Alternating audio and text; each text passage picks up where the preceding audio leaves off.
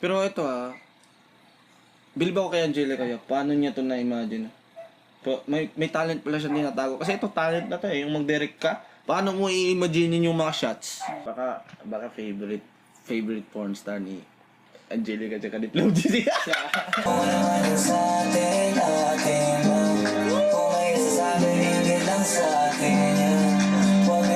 Sana dinilaan talaga yun.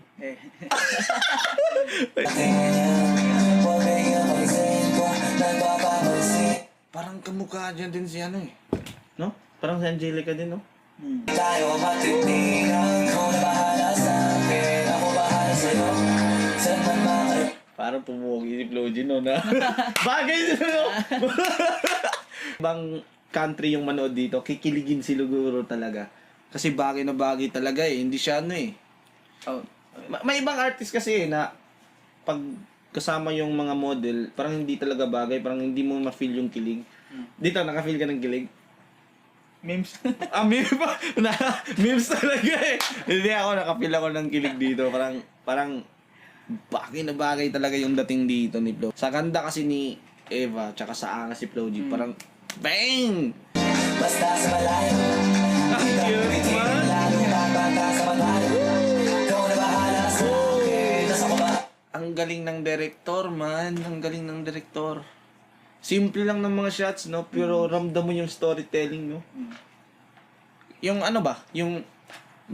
pag kasama mo yung partner mo, ganun talaga yung mga eksena. Oo, kasama kayo sa ano, tapos magpapaganda. Alam mo na, simple lang, pero maramdaman mo nun yung ano dito, yung romance dahil legit talaga. Alam mong legit talaga. Unlike sa mga ibang mga music video na pag-ganon, or halos naka-zoom na hubad, tapos dito may storytelling dito Ikaw na bahala sa akin. Parang hindi na Pinoy technology dito Parang mga Thailand na, no? Mga Thailand. Di ba? Wala? Habang tumatagal sumasagot.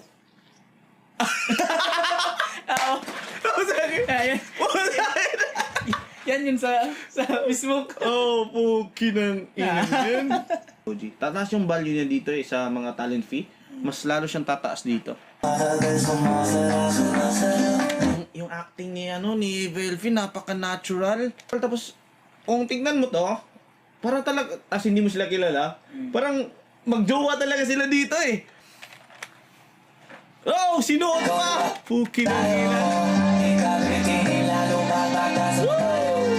Alam naman natin 'di ba na sanay sa pornography,